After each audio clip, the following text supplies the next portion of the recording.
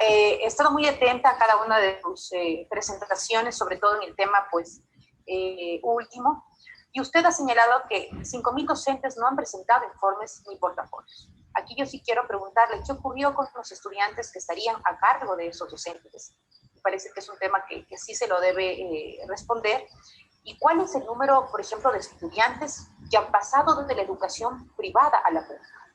¿Cuántas instituciones de las privadas se han cerrado en este periodo? ¿Cómo garantizar, ministra, que la brecha de conocimientos entre la educación pública y privada no sea mayor? La educación pública prioriza los contenidos emocionales, pero la privada continúa avanzando con los currículos. Entonces se evidencia una diferencia. ¿Qué se está haciendo en este sentido? ¿O se ha realizado la devolución de los recursos por parte del Ministerio de Finanzas? Esto sí es importante, ministra, conocerlo. Esto correspondiente a los recortes o a la reprogramación presupuestaria. Este año se mantendrá la reducción del presupuesto de más de 800 millones de dólares. Es también uno de los temas que nos corresponde a nosotros como Mesa de Educación conocer. Varias organizaciones de derechos humanos, de estudiantes, sindicatos de docentes y de periodistas, han señalado en este caso que se ha perdido el rastro de 17.000 niños y niñas y adolescentes. Ministra, ¿qué ha hecho el Ministerio para confirmar estos datos y tomar medidas para que estos estudiantes se incorporen al sistema? ¿Cómo se está manteniendo el monitoreo? Varias activistas, sobre todo de derechos de los niños, nos están escribiendo para saber qué está pasando con estos 17.000 niños y niñas y adolescentes. El Pleno de la Corte Constitucional emitió un dictamen 5-20-EE, mediante el cual se dio un dictamen favorable de constitucionalidad a la renovación del estado de excepción. Usted recordará que fue declarado mediante inclusive el decreto ejecutivo número 1126. Ahí se estableció que se realicen las reformas normativas necesarias para obviamente enfrentar esta crisis provocadas por el COVID-19 en el régimen ordinario. ¿Cuáles han sido los cambios a los reglamentos, a los instructivos que se ha hecho, especialmente, ministra, para garantizar la salud ocupacional de los docentes? También, ministra, aprovecho su presencia para conocer qué proceso de participación de estudiantes y padres de familia vienen realizando sobre la situación del bachillerato internacional, que también la asambleísta Salgado, me parece que fue la que tocó este tema, se está realizando, ¿no? La Corte Constitucional, usted recordará, con una sentencia obliga a realizar este proceso en el caso de la autoridad nacional para establecer, en este caso, algún cambio en la modalidad. Conozco que el régimen Sierra, ministra, se viene tomando medidas sin el procedimiento de discusión con la comunidad educativa, como nos señala la Corte Constitucional. Entonces son preguntas, ministra, que sí quisiera dejarle planteado, como que ha pasado, por ejemplo, también con el pago de las recategorizaciones. Existen centenares de docentes que no se les ha pagado y esos recursos son aproximadamente de 13 meses. ¿Para cuándo se tiene planificado iniciar también el Ser Maestro 7, que son varias preguntas que nos están realizando de diferentes sectores? Así que, ministra, agradezco obviamente la apertura suya para poder responder a estas interrogantes. Por favor. Listo, ministra. Entonces, tiene usted la palabra. Bueno, muchísimas gracias por todas sus inquietudes. Siempre es una oportunidad de aclarar y compartir información. Voy a tratar de ir uno por uno y a su vez integrar a todas las participaciones.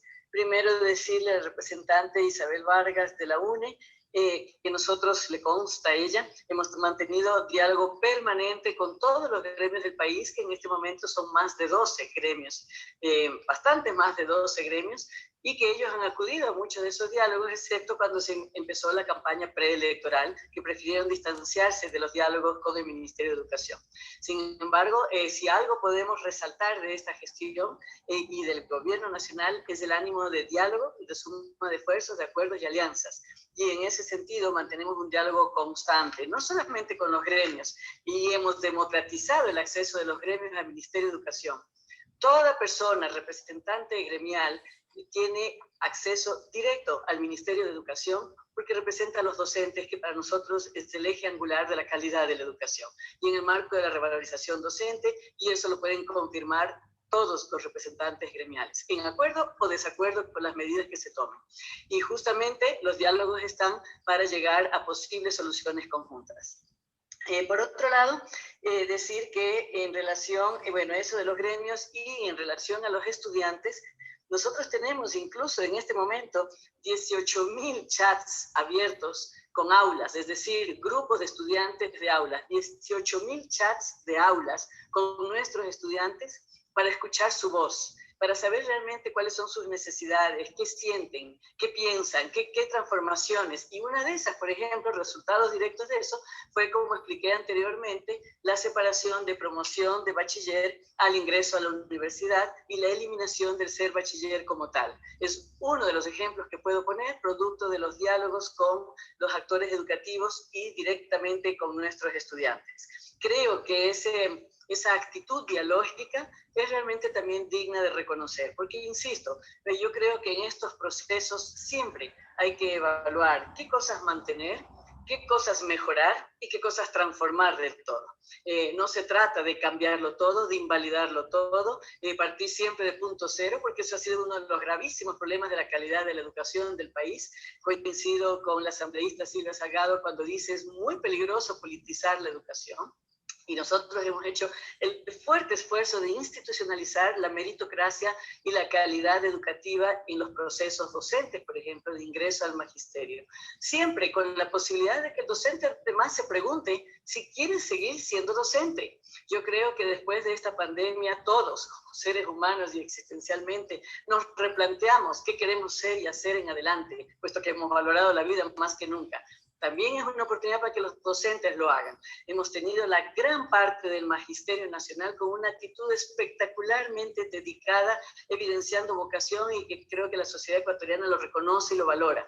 Pero también hemos tenido un grupo, menos mal, muy minoritario, de docentes y de dirigentes gremiales que han dicho no a la educación desde un inicio.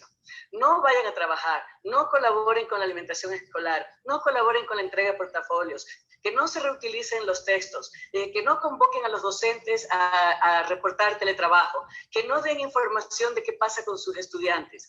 Es gravísimo éticamente hablando que eso ocurra en el campo educativo. Por favor, convoco a que los liderazgos se adapten a lo que estamos viviendo, la crisis humanitaria más dolorosa que ha vivido probablemente el planeta. Y en ese sentido los liderazgos tienen que adaptarse a eso. Y más aún contemplando que está el derecho de los niños, niñas y jóvenes de por medio. Así que veamos todo en su verdadera profundidad, consistencia, para promover en efecto los cambios estructurales que necesita la educación ecuatoriana. Por otro lado, cuando la asambleísta Teresita Benavides me hace preguntas directas de información exacta y precisa de Manabí, por supuesto, asambleísta, solamente hágame la solicitud y nosotros tenemos toda la información exactamente al día. Puedo decirle que en este momento hay 714 unidades educativas con internet, que faltan más de 1.000, todavía 1.200 aproximadamente por poner, que se ha dado a la disposición desde el Ministerio de Educación que se haga una georreferenciación y un diagnóstico exacto de las necesidades de todas las escuelas del país para empezar a proveer masivamente puntos de acceso a conectividad desde las escuelas. Consideremos también que obviamente no hay todavía asistencia a clases y que por lo tanto lo estamos haciendo progresivamente, igual que el mantenimiento de la infraestructura educativa. En cuanto a lo que usted me dice sobre los directivos, en Manabí, con exactitud, se han rotado 87 directivos cumpliendo con toda la normativa y presentando las diferentes ternas.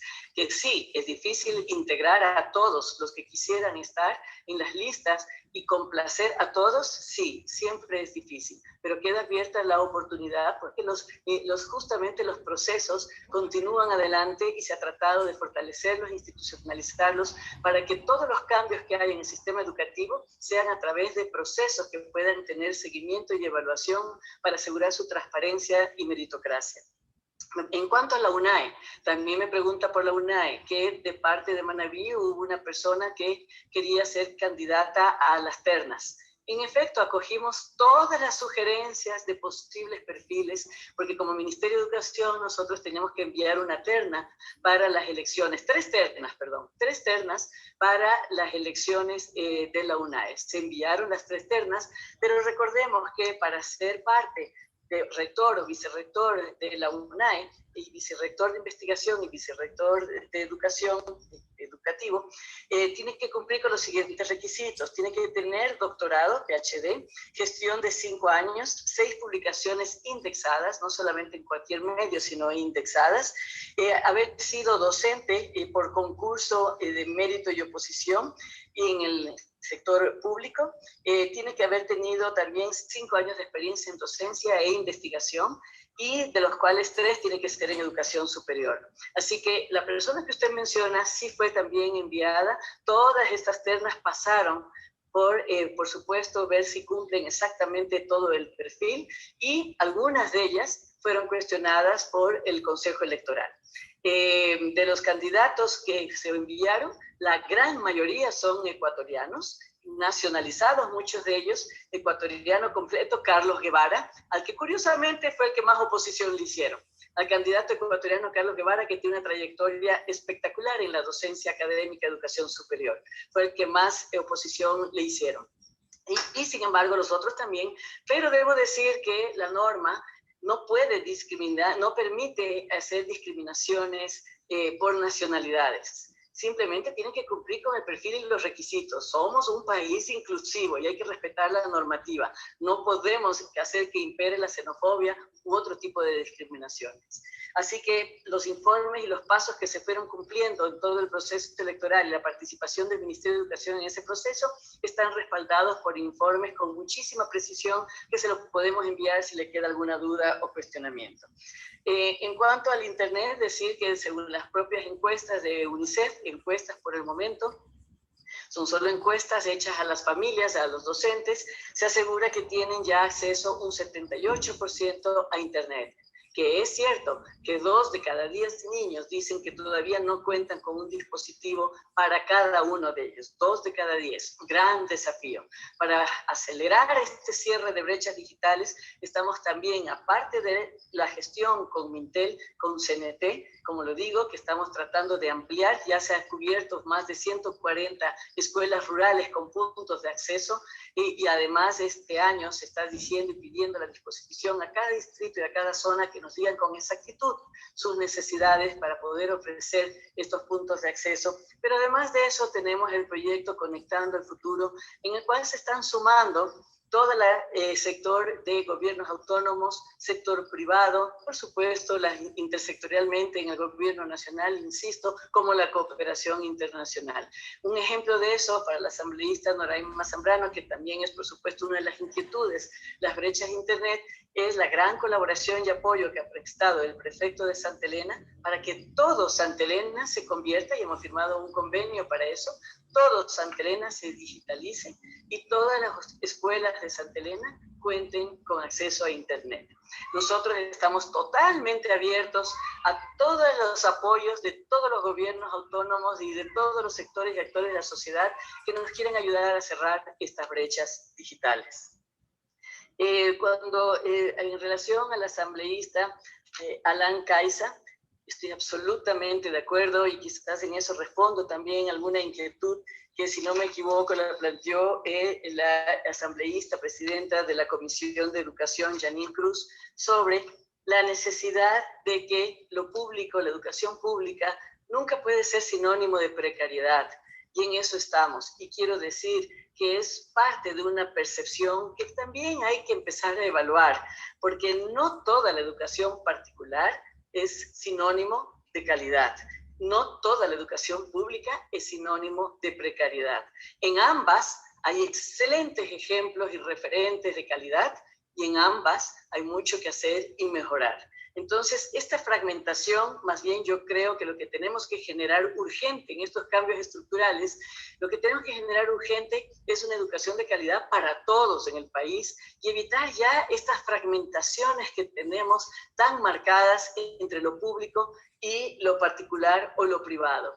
Recordar que cuando también esta fragmentación se traduce entre el gobierno y el Estado y la sociedad, como que fuéramos planetas separados. Recordar que somos un solo país y que tenemos que todos remar en la misma dirección en un proyecto país. Eso es lo que tenemos que hacer. Más allá de la coyuntura, más allá de la afinidad con tal persona o con otro partido, con determinado interés, somos Ecuador. También en cuanto a los datos, sí, asambleísta, es nuestro gran sentido de urgencia. Nos urge, tiene usted toda la razón. Es muy difícil tomar decisiones y más aún en tiempo de crisis cuando no tenemos actualización de la información. Es muy difícil, es como jugar a la gallina ciega caminando al borde del precipicio. Es realmente difícil. Y es por eso que insisto, es por eso que estamos tomando medidas como, por ejemplo, convocar a nuestros docentes al trabajo presencial, que no tiene que ser las 8 horas diarias, ni mucho menos, como nunca han estado las 8 horas diarias en el plantel, ni los 5 días a la semana, sino de acuerdo a las necesidades, pero nos urge actualizar información. No es posible que los docentes no nos entreguen, cerca de 10.000 docentes, no nos entreguen información de sus estudiantes, por favor. Solamente comprendamos lo grave de la situación. Y para eso hay que tomar medidas para apoyar a estos docentes. ¿Qué está pasando? ¿Cuáles son las razones? ¿En qué podemos apoyar? ¿Cuáles son los mecanismos y estrategias que hay que implementar para no abandonar a esos estudiantes? Pensemos siempre un poco más allá, por favor, del interés de la política o de lo políticamente correcto o del voto que deseo obtener. Si creo que es más popular en este momento decir que protejo el derecho laboral de que los docentes sigan permaneciendo, tienen 11 meses en teletrabajo. El país entero está activándose. Los docentes tienen 11 meses. No se les pide que vayan a tiempo completo. Se les pide que, por favor, de acuerdo a las necesidades de cada institución, acudan para apoyarles, para capacitarles, para motivarles y para ayudarles a que sigan con su gestión educativa. Actuemos de verdad con este sentido de solidaridad y responsabilidad en nombre de nuestros niños, niñas y jóvenes. En cuanto al plan de vacunación, que creo que es una inquietud del asambleísta Alan Kais y de todos los que han tomado la palabra, todas las asambleístas que han tomado la palabra, ustedes habrán visto en un momento dado, atendí una llamada telefónica mientras hablaba la representante de la UNE, Isabel Vargas. Atendí una llamada porque era del ministro de Salud. Obviamente no atiendo llamadas mientras estoy en la comparecencia, pero era el ministro de Salud, Juan Carlos Ceballos, y obviamente me interesaba muchísimo preguntarle. Y precisamente me confirmó una vez más, porque nosotros trabajamos muy de la mano con el Ministerio de Salud, como trabajamos muy de la mano con el COE nacional y los COEs cantonales, e intersectorialmente las diferentes áreas, pero me confirmó una vez más que el cronograma de vacunas va primero los de primera línea, como se ha anunciado, que es salud y seguridad, están realmente en primera línea, y las personas vulnerables de tercera edad. Y por supuesto, los docentes están en la fase 1 como grupo prioritario. Por supuesto que sí, siempre se lo dijo. Están en la fase 1 como grupo prioritario. Decir con exactitud el cronograma y la fecha desinformaría. Eso se pronunciará el Ministerio de Salud en la medida en que se vaya dando, pero quiero confirmar una vez más lo que me ha comunicado el ministro de Salud precisamente hace una hora, probablemente hora y media. En relación a la asambleísta Noraima Zambrano, sí, muchas gracias por reconocer algunos cambios y transformaciones que se han dado en el ámbito educativo, y debo decir, no solo a nivel nacional, a nivel global, a nivel internacional, porque una de las ventajas de esta crisis, en medio de todo el dolor, por supuesto, y de todos los desafíos, es que así como es un problema planetario, las soluciones también se las está buscando a nivel global. Y por lo tanto, hay en este momento una ruta muy clara de hacia dónde debe ir la educación para tener calidad nacional y calidad internacional. Y juntos sumar esfuerzos para poder tener una educación de acuerdo a los Objetivos de Desarrollo Sostenible, la ODS 4 de la UNESCO, por ejemplo, de realmente una educación con calidad. ¿Qué es calidad ahorita, siglo XXI? En plena pandemia y después de la pandemia. ¿Qué personas debemos formar para que de verdad les apoyemos a dar la mejor versión de sí mismos y que ellos puedan transformar a su vez su entorno familiar y social y nacional? ¿Cómo debe cambiar esta educación? ¿Cómo debe ser mucho más equitativa e inclusiva? no solamente a nivel nacional, que quedó clarísimas las brechas, pero estas brechas quedaron clarísimas en cada país y a nivel global. Las brechas son a nivel global y es una obligación irreversible de todos a nivel global cerrar todas estas brechas que nosotros estamos viendo y evidentes en nuestro país. De la misma manera se dan en las diferentes partes con diferentes matices. En este sentido, hemos generado todo un modelo educativo lo más actualizado posible, con la ruta clarísima para caminar hacia la calidad internacional, que estemos todos con esos indicadores para que nuestros estudiantes puedan insertarse en cualquier momento, continuar con sus estudios de educación superior, sea en el país o donde ellos elijan, y puedan trabajar y emprender, sea en el país o donde ellos elijan. Y por eso hemos flexibilizado el sistema y hemos actualizado el currículo y hemos tomado todas las medidas que hemos tomado y estamos preparando un programa de transición totalmente ordenada con el que gane. Aparte que hemos invitado permanentemente a todos los candidatos a que se pongan en contacto con el Ministerio de Educación. Estamos más que abiertos al diálogo. Pregúntenos cuáles son los problemas reales de la educación, qué cambios estructurales deberían venir a corto plazo, a mediano, a largo plazo. Pero aparte de eso, tenemos ya preparado un plan de transición muy ordenado y programado, porque debo decirles que el Ministerio de Educación es el ministerio más grande del país, es el que maneja mayor presupuesto, es muy complejo su manejo, porque no solamente tiene que ver lo jurídico, no solamente lo administrativo, lo financiero, manejamos programas de alimentación escolar, de infraestructura, de recursos educativos, manejamos el tema de violencia, de derechos, de convivencia, como por supuesto lo técnico pedagógico, etcétera, etcétera. Están involucrados 4,5 millones de estudiantes, 9 millones de padres y madres de familia y 18 millones, que es todo el país, incluyendo los abuelos. Así que, por lo tanto, no queremos que el país sufra la curva de aprendizaje y la discontinuidad de aquellas cosas que sería buenas que se consoliden, sino que más bien hacer una transición totalmente ordenada con el gobierno que venga. Y ojalá el gobierno que venga lo acepte como tal para evitar este tiempo perdido en la curva de aprendizaje del manejo del Ministerio de Educación. Y por otro lado, en cuanto a las fichas pedagógicas, es verdad, ha sido una excelente herramienta. Nosotros invitamos permanentemente, le digo a la asambleísta Noraima Zambrano, permanentemente a la educación particular, para la cual emitimos los mismos lineamientos que para la educación fiscal, a que acudan a la plataforma educativa del Ministerio de Educación, porque todos los recursos que emite el Ministerio de Educación son gratuitos y de libre acceso. Y aquí aprovecho a informar a todos: ningún curso, trámite o papel o certificado que dé el Ministerio de Educación tiene costo. Por favor, no caigan en la cadena de corrupción de falsas ofertas. Por favor, lo hemos dicho reiteradamente, no seamos parte de esa cadena de corrupción, de pagar por cursos, por certificados, por cualquier tipo de parte del proceso del Ministerio de Educación, porque todos no tienen, o ninguno tiene costo y todos son gratuitos.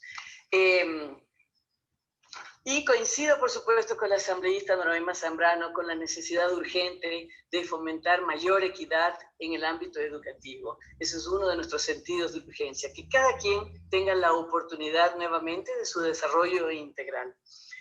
Por otro lado, estamos trabajando precisamente de manera articulada con el MIES para que este plan de retorno progresivo sea compartido también, sea afín, porque finalmente es una cadena integral de educación, desde que el niño nace hasta que el niño egresa de la educación superior, y hemos invitado mucho a todas las instancias de educación superior, universidades, CNCIT, que fortalezcamos la integralidad del sistema educativo. No puede haber fragmentación en las fases de formación de una persona desde que nace hasta lo largo de la vida, porque ahora hablamos de aprendizaje a lo largo de la vida.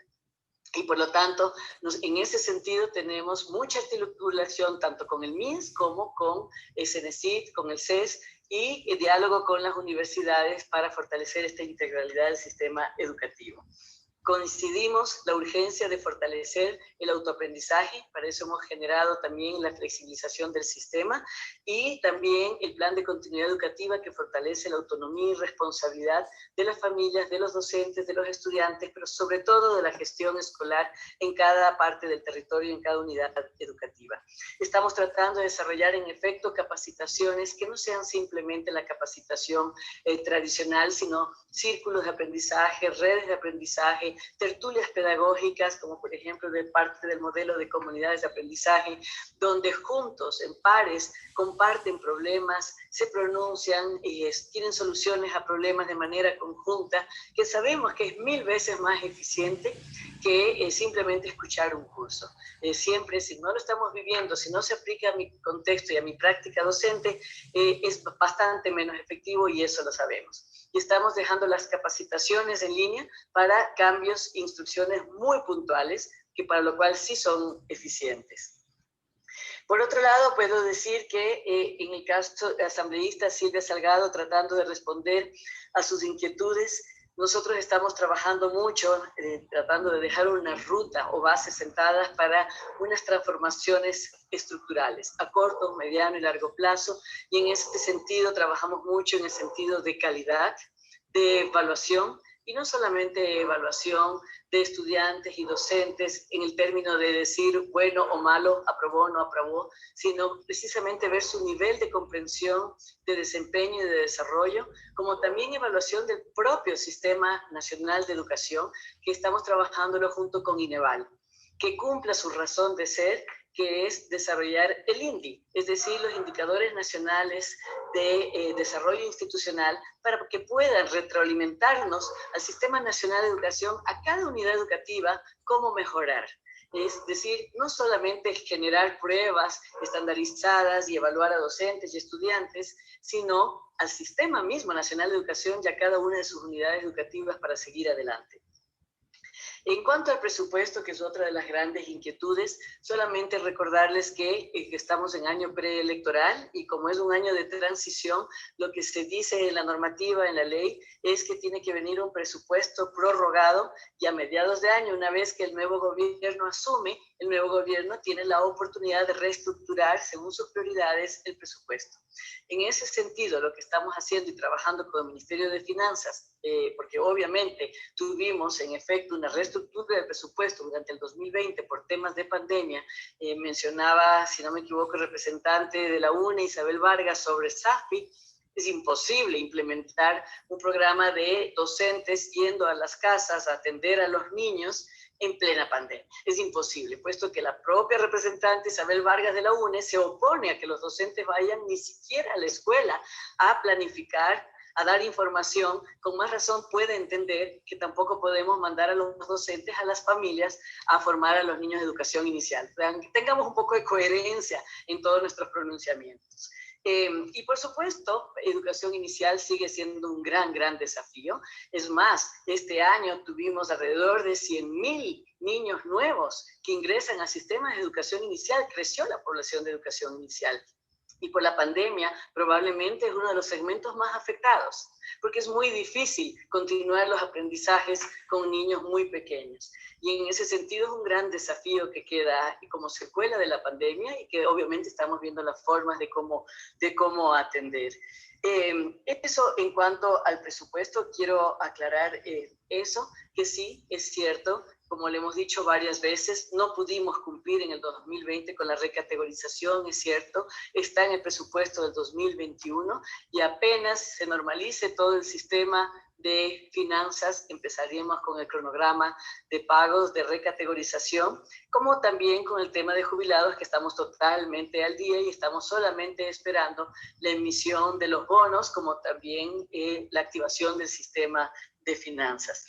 En cuanto a la preocupación que también es de la asambleísta Silvia Salgado y de la asambleísta presidenta de la comisión Janine Cruz sobre bachillerato internacional, como ustedes saben, sí, en efecto estuvo, incluso la Corte Constitucional intervino y en ese sentido lo que se determinó es que aquellos estudiantes que estaban cursando bachillerato internacional culminan. Son 2 años de bachillerato internacional, eso quiero explicar, 2 años de bachillerato internacional que le cuestan al país aproximadamente $8 millones, porque los servicios de bachillerato internacional es una empresa privada, particular, tiene un costo alto, es bastante efectiva, es excelente su metodología.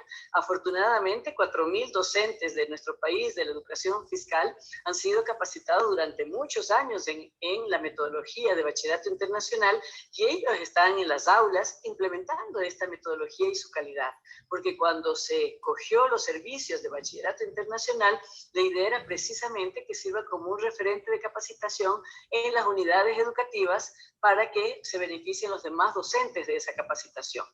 Son 4.000 docentes que tienen esa capacitación en estos momentos.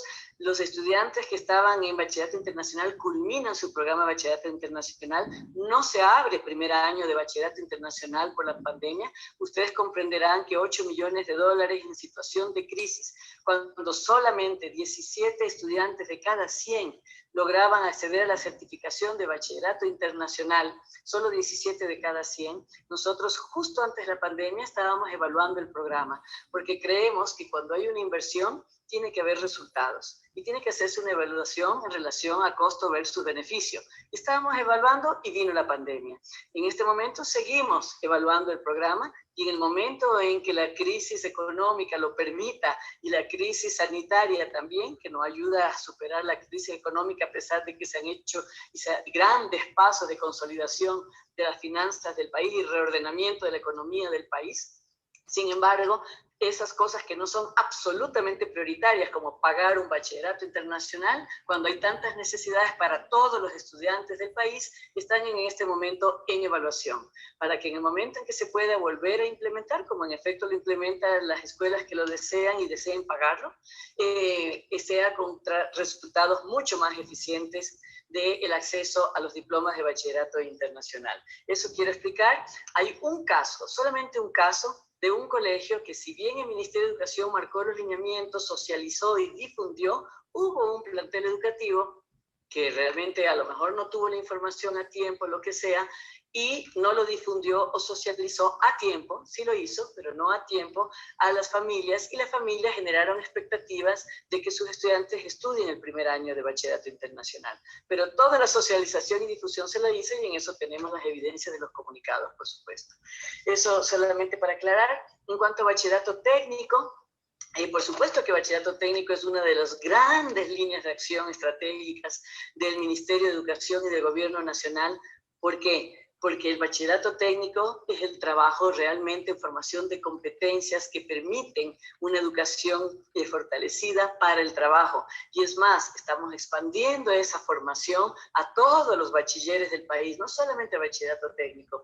Sabemos que el bachillerato técnico tiene grandes necesidades de reinversión en la actualización de sus tecnologías y su vinculación con el sector productivo, y en ese sentido hemos generado muchos más perfiles de formación en bachillerato técnico, como también el componente dual. Ustedes recordarán que en diciembre del 2019, en el marco del Acuerdo Nacional para la Educación, se firmó en el componente dual junto con todo intersectorialmente, con organismos internacionales y con el sector privado, para que nuestros bachilleres tengan la oportunidad de combinar la teoría y la práctica en los diferentes sectores económicos y empresariales del país y formarse con verdaderos perfiles que el país necesita y que ellos necesitan para su vida laboral y productiva.